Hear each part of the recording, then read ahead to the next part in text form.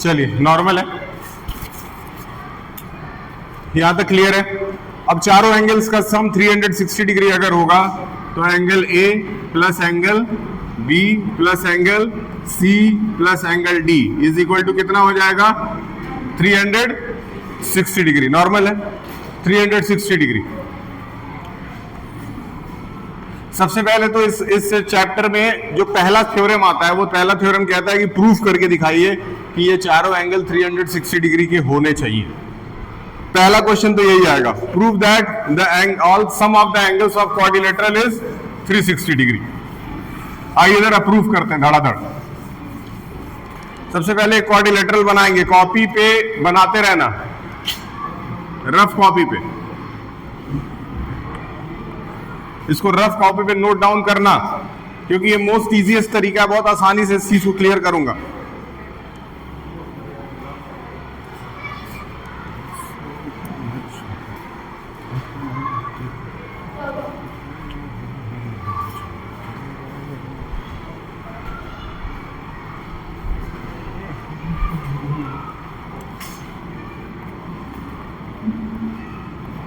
ठीक है, क्लियर है।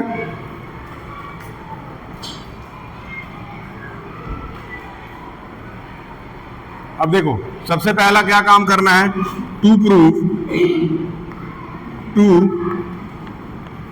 प्रूव दैट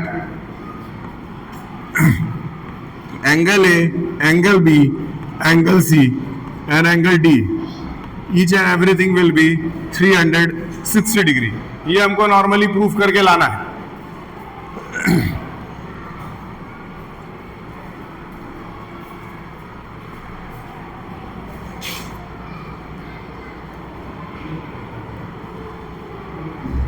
ठीक है, 360 डिग्री इसमें हम लोगों को प्रूफ करके लाना है। हम लोगों ने क्या किया, सबसे पहला काम किया कंस्ट्रक्शन। ये सवाल तो अभी रटवाई देंगे, एक्टिवली पढ़ना ओपन माइंड होकर के। ये सवाल रट लो, बस एक सवाल रट लो। सबसे पहला काम क्या करना है, बी और डी को मिला दो। ठीक, ज्वाइन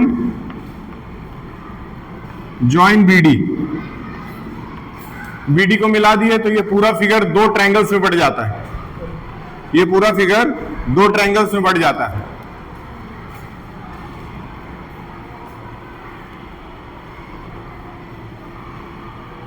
ठीक, ये पूरा फिगर अगर दो ट्रायंगल्स में बढ़ जाता है तो फिर क्या होगा देखिए। अब इसका नेमिंग कर देते हैं, angle 1, angle 2, angle 3, angle 4, angle 5 और एंगल 6। कोई भी बच्चा आराम से ये कर सकता है, कोई बड़ी बात नहीं है, एकदम आसान तरीके से इस क्वेश्चन को करा रहे हैं। अब बहुत ध्यान से समझिए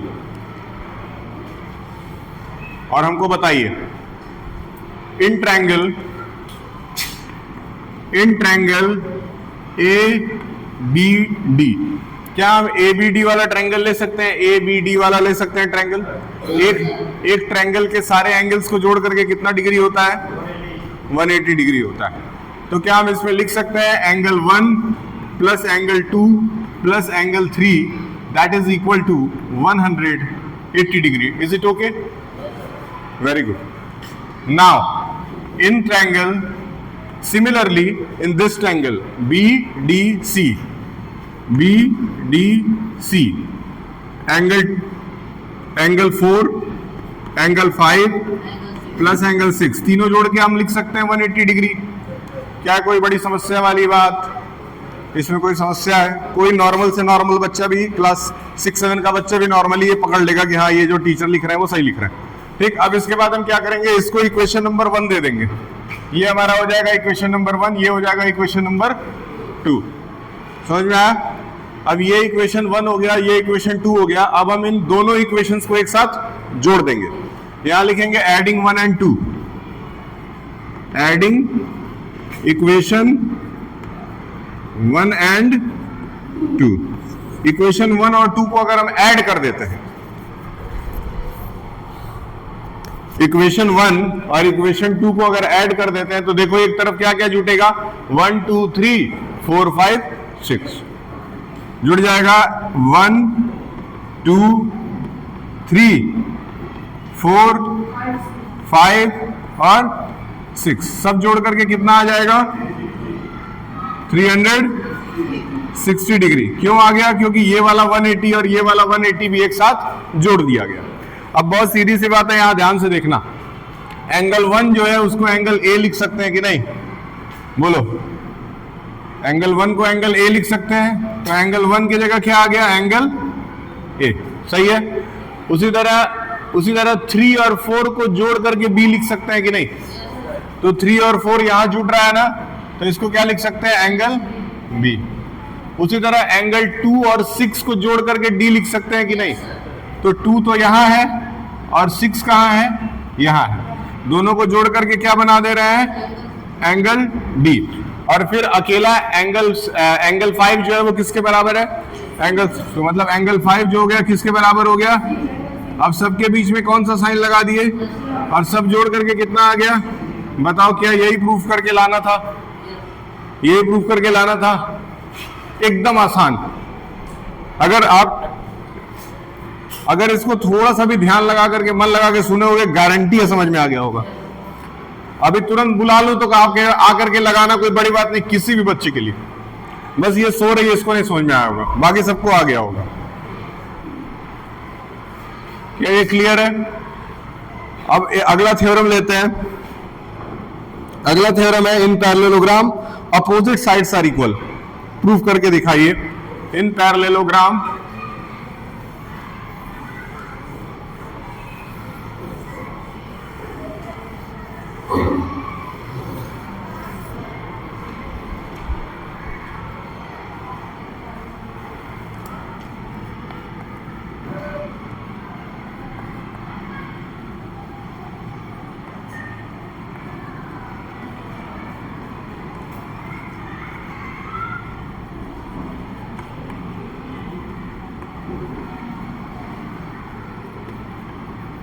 ये हमारा थ्योरम है।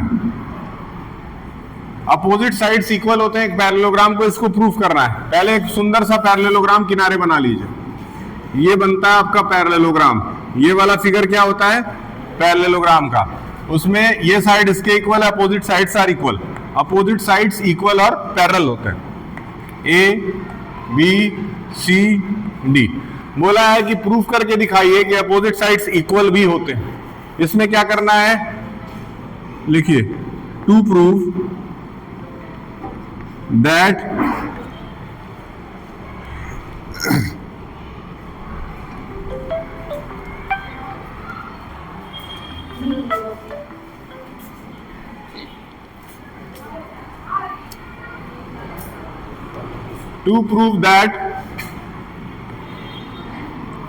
AB is equal to CD and AD is equal to, यही आपको प्रूफ करना है। मेरे ख्याल से सवाल समझ में तो जरूर आ गया कि करना क्या है।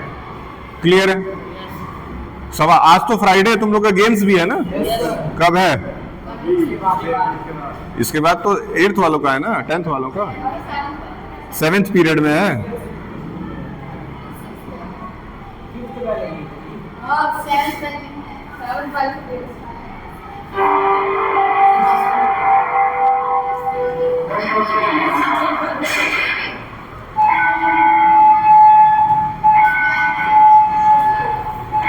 चलो 1 मिनट लगेगा, इसको खत्म कर देते हैं। डायगोनल बना लीजिए।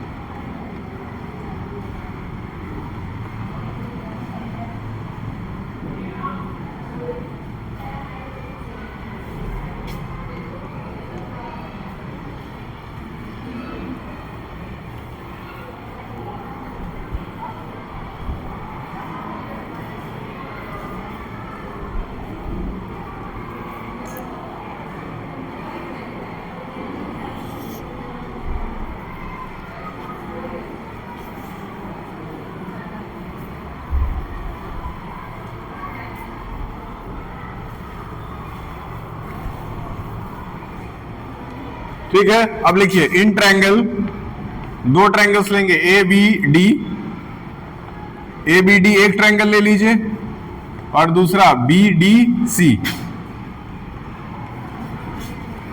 ये दूसरा ट्रायंगल ले लीजिए। ठीक, इन दोनों को बराबर प्रूफ करिए। कैसे करेंगे बताइए? क्या बी डी और बी डी कॉमन है दोनों में? तो यहां लिखेंगे B D is equal to D B, common, एक साइड कॉमन मिल गया। क्या ये अल्टरनेट एंगल इक्वल होना चाहिए?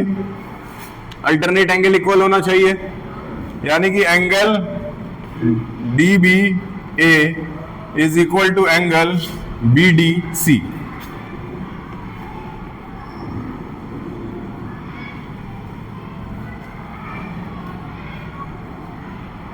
ठीक है। सिमिलरली क्या ये भी इसके इक्वल होना चाहिए? क्या नाम है इसका बताइए? क्या इसका नाम क्या होगा? Angle one. अरे इसका नाम बताओ इस फॉर्म में, इसका नाम क्या होगा? हम नाम ही नहीं बता पाओगे तो पेपर में क्या लिखोगे? ये वाला एंगल जो होगा वो ऐसे आएगा, A D B, A D B is equal to angle इसका क्या, बी डी ए भी हो सकता है और ए डी बी भी हो सकता है। इधर से लिखो चाहे उधर से, बीच में डी आ जाना चाहिए। ठीक, अब फिर इसका बताओ, इस वाले का बताओ, एंगल या बी सी, ये कैसे हो जाएगा? Angle D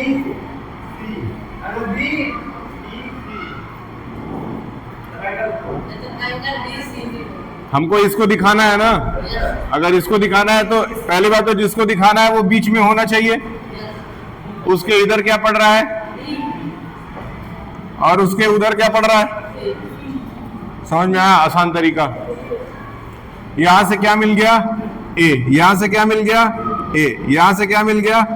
S. कौन सा रूल लगा दे? ठीक,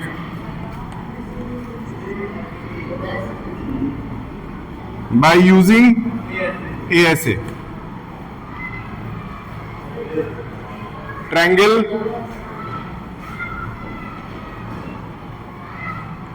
ADB कॉन्ग्रुएंट हो गया BDC के, therefore by CPCT, by CPCT, जब एक बार कॉन्ग्रुएंट हो गया तो CPCT लगा के लिख सकते हैं AB is equal to DC, AB is equal to DC और AD is equal to BC। ठीक है, क्लियर है? जो जो इसमें जरूरी पार्ट्स हैं, जो जो बहुत इंपॉर्टेंट है, एग्जाम में आ सकता है, उन सबों का रिवीजन हम करा देंगे।